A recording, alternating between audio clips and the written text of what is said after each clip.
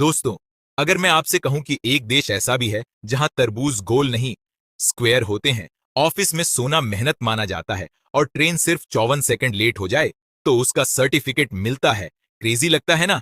तो तैयार हो जाओ, क्योंकि आज हम जापान की सबसे अजीब, सबसे हटके और सबसे शॉकिंग चीजें देखने वाले हैं जो दुनिया में कहीं और नहीं मिलेंगी। तो चलिए शुरू करते हैं। एक बात बताऊं, जब भी हम बाथरूम जाते हैं सबसे पहला डर यही होता है, कहीं बाहर से कोई देख ना ले। इसलिए हम फटाफट दरवाजा बंद कर देते हैं। लेकिन जापान में ये टेंशन ही खत्म कर दी गई है, क्योंकि वहां बाथरूम बाहर से पूरा पारदर्शी होता है। हाँ, सच में पूरा अंदर तक दिखाई देता है। लेकिन जैसे ही तुम अंदर जाते हो और लॉक घुमाते हो, ग्लास तुरंत धुंधला होकर ओपेक बन जाता है। मतलब लोग अंदर क्या कर रहे हैं वो छुपा भी रहता है और साफ सफाई भी पूरी तरह मेंटेन रहती है। वैसे जापान के ट्रांसपेरेंट टॉयलेट्स देखकर तो दिमाग घूम ही गया होगा। लेकिन रुको, अगला फैक्ट तो उससे भी ज्यादा खतरनाक है, क्योंकि ये हमारी जियोमेट्री की किताबों से सीधा निकला हुआ लगता है। हम बचपन से तरबूज को तो हमेशा राउंड ही देखते आए हैं, है ना? लेकिन जरा सोचो, अगर कोई तुम्हें फ्रिज खोलकर बोले, भाई तरबूज निकालना, वो वाला स्क्वायर वाला, तो कैसा लगेगा? जापान में सच में यही होता है। यहाँ किसान तरबूज को खास क्यूब बॉक्स में ग्रो करते हैं ताकि तरबूज परफेक्ट स्क्वायर शेप में निकले। न सिर्फ ये देखने में रॉयल लगते हैं, बल्कि लोग इन्हें गिफ्ट आइटम की तरह भी देते हैं। इतना प्रीमियम कि कई लोग तो इन्हें खाने की बजाय सीधे शोकेस में सजाकर रख देते हैं। स्क्वायर तरबूज देखकर तो आप सोच रहे होंगे, यार जापान वाले हर चीज को परफेक्ट बनाने में लगे रहते हैं। और आपने बिल्कुल सही सोचा, क्योंकि अगला फैक्ट तो उनकी परफेक्शन का बाप है।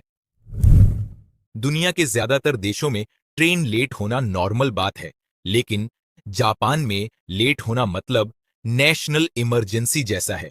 यहाँ ट्रेन इतनी ज्यादा टाइम सेंसिटिव होती हैं कि अगर ट्रेन 54 सेकंड भी लेट हो जाए तो रेलवे पैसेंजर्स को ऑफिशियल डेलियर सर्टिफिकेट दे दिया जाता है, ताकि अगर आप ऑफिस देर से पहुंचे तो आप अपने बॉस से कह सको, सर मैं नहीं, ट्रेन लेट थी। मतलब सोचो, यहां सेकंड्स की भी वैल्यू है, मिनट की तो छोड़ो। अब ट्रेन का 54 सेकंड लेट होना भी एक इश्यू है। तो सोचो जरा, ऐसे परफेक्ट टाइम वाले देश में अगर कोई ऑफिस में सोता हुआ पकड़ा जाए तो क्या होगा? डांट पड़ेगी? नौकरी जाएगी? नहीं भाई, जापान में बिल्कुल उल्टा होता है। दुनिया में ऑफिस में सो जाना मतलब आलस, लेकिन जापान में सो जाना मतलब मेहनत की निशानी।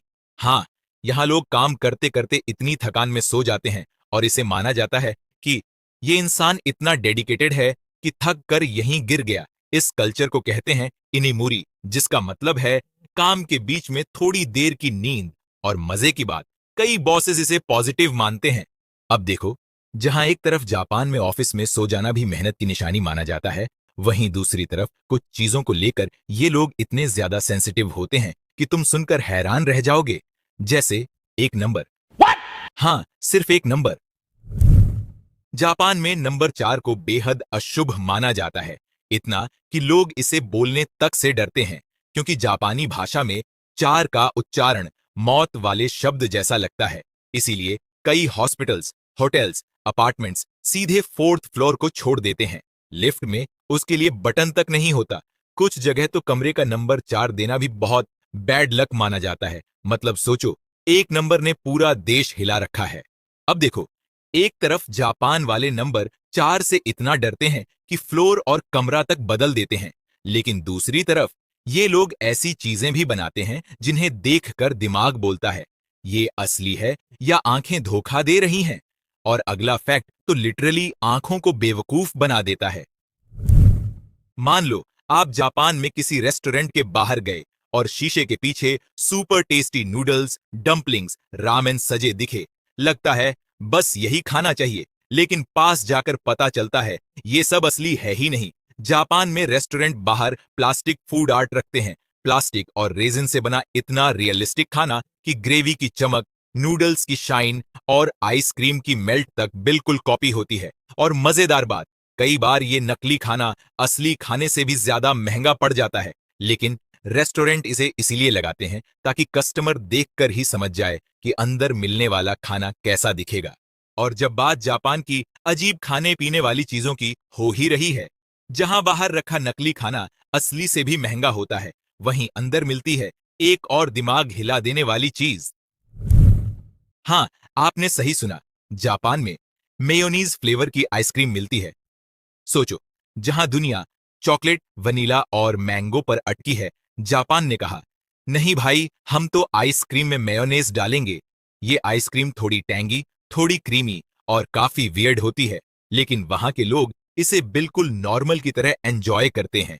मेयोनीज आइसक्रीम सुनकर लगा होगा, बस इससे अजीब तो कुछ हो ही नहीं सकता। लेकिन रुकिए, रुको जरा, सबर करो। जापान ने कहा, आइसक्रीम में मेयो खा लिए, अब कुछ और क्रेजी ट्राई करो। और फिर आया ये अगला दिमाग हिला देने वाला फैक्ट। हम सब नूडल्स खाते हैं, कुछ लोग स्लर्प करते हैं, कुछ स्पाइसी चैलेंज लेते हैं, लेकिन जापान साहब, वहां लोग नूडल खाते नहीं, नूडल्स में नहाते हैं। मैं मजाक नहीं कर रहा हूं, हाँ बिल्कुल सच। जापान में ऐसे स्पा हैं जहां लोग गरम गरम रामेन नूडल वाले पानी में नहाते हैं। रामेन ब्रॉथ में मौजूद कोलेजन स्किन के लिए अच्छा माना जाता है, इसीलिए लोग लिटरली नूडल बाथ लेकर रिलैक्स करते हैं। दुनिया वाले नूडल खाते हैं और जापान वाले नूडल में नहाते हैं। जब एक देश में लोग नूडल्स में नहा सकते हैं, तो अब सोचो वहां पेट्स के लिए क्या क्या होगा। जापान की अगली अजीब बात इतनी क्यूट और इतनी अलग है कि सुनकर आपको लगेगा, भाई ये इंसानों से ज्यादा डॉग्स को पैम्पर करते हैं। जापान में आपको हर थोड़ी दूरी पर dog salon, dog spa, dog massage centre, dog cafe मिल जाएंगे। हाँ बिल्कुल, वहां डॉग्स को shampoo, conditioner, hair spa, nail trimming और स्पेशल ग्रूमिंग सब कुछ मिलता है। कुछ सैलून तो डॉग्स के लिए कपड़े, फोटोशूट और सीजनल हेयर स्टाइल्स भी देते हैं। मतलब सीधा सा रूल है, हम यहाँ सैलून महीने में एक बार जाते हैं, और जापान में डॉग्स ही हमसे ज्यादा स्टाइलिश दिखते हैं। जब एक देश अपने डॉग्स तक को सैलून, स्पा और हेयर स्टाइल दिलवा देता है, तो सोचो वहां इंसानों के लिए क्या लेवल की टेक्नोलॉजी होगी। और तभी आता है हमारा अगला दिमाग घुमा देने वाला फैक्ट। जापान में ऐसे हाईटेक टॉयलेट्स होते हैं जो नॉर्मल टॉयलेट से 50% तक पानी बचाते हैं। इनमें एक ऐसा सिस्टम होता है जहां आप हाथ धोने के लिए जो पानी इस्तेमाल करते हो, वही पानी नीचे टैंक में स्टोर होकर फ्लश के लिए रीयूज हो जाता है। मतलब हाथ भी धो लो और पानी भी बचा लो। Japan style. हमारे यहां लोग फ्लश को टच ना करो वाली एडवाइस देते हैं, और जापान वहीं फ्लश हाथ धोने से ही भर जाता है। जापान जहां टॉयलेट्स तक पानी बचाना सिखा देते हैं, वहीं खाने पीने में ऐसा क्रिएटिविटी दिखाते हैं कि आपको लगेगा, भाई ये लोग बोर्ड होते ही नहीं। और इसी क्रिएटिविटी का सबसे मजेदार एग्जाम्पल है, जापान में किट कैट सिर्फ चॉकलेट नहीं होती, ये तो फुल ऑन एक्सपेरिमेंट का प्लेग्राउंड है। वहां आपको ऐसे ऐसे फ्लेवर मिलेंगे कि पहले हंसी आएगी, फिर क्यूरियोसिटी, जैसे green tea, wasabi, soya sauce, sweet potato, strawberry cheese cake, Apple vinegar और यहां तक कि साके, जापानी शराब वाला किटकट भी। दुनिया जहां नॉर्मल चॉकलेट से खुश है, वहीं जापान कहता है हर फ्लेवर को किटकट बना दो। जापान में किट कैट के फ्लेवर ही इतने हटके हैं कि आपका दिमाग घूम जाए। लेकिन असली ट्विस्ट तो तब आता है जब आप खाने की आवाज भी रूल्स बदल देते हैं, क्योंकि अब आता है, दुनिया में नूडल खाते वक्त आवाज करना बदतमीजी माना जाता है, लेकिन जापान में अगर आप स्लर्प नहीं करते तो शेफ को लगेगा कि शायद आपको खाना पसंद ही नहीं आया। यहां नूडल्स को जोर से स्लर्प करना शेफ की तारीफ, उनकी मेहनत की रिस्पेक्ट और खाने की एंजॉयमेंट माना जाता है। यानी वहां टेबल मैनर्स का रूल सिंपल है, जितना जोर से स्लर्प उतना ज्यादा रिस्पेक्ट। जापान में खाने का स्लर्प जितना जोर से करो उतनी ज्यादा रिस्पेक्ट मिलती है। लेकिन असली आवाज तो तब होती है जब आप जापान की भीड़ भरी ट्रेनों तक पहुंचते हो, क्योंकि अब आते हैं, जापान के स्टेशन पर आपको मिलेंगे ओशिया यानी पीपल पुशर्स। इनका काम होता है ट्रेन का दरवाजा बंद होने से पहले लोगों को लिटरली धक्का देकर अंदर फिट करना। कोई जगह नहीं, ओशिया कहेंगे हम बना देंगे। एक एक इंच का इतना परफेक्ट इस्तेमाल दुनिया में कहीं और नहीं दिखता। जापान में स्लर्पिंग भी लाउड और ट्रेनों में पुशिंग भी अलाउड। जापान में जहां ओशिया लोग आपको ट्रेन में धक्का देकर अंदर फिट कर देते हैं, वहीं बाहर सड़कों पर एक ऐसी चीज दिखती है जो पहले पहल देखकर दिमाग पूरा उलझ जाता है।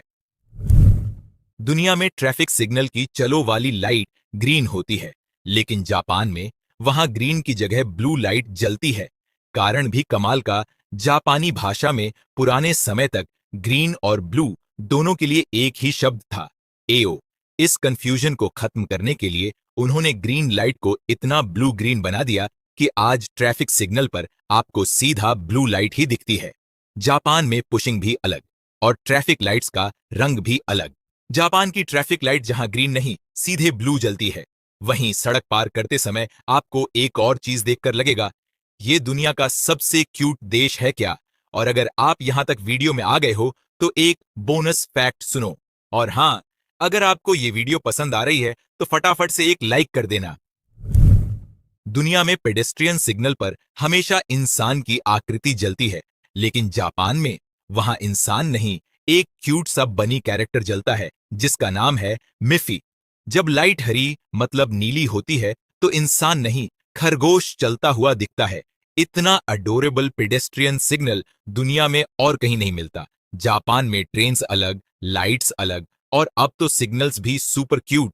जापान में जहां पेडेस्ट्रियन सिग्नल तक खरगोश मिफी बना दिया जाता है, वहीं रेस्टोरेंट्स में एक ऐसी चीज होती है जो आपको अंदर से कहने पर मजबूर कर देगी, यार ये देश कितना केयरिंग है।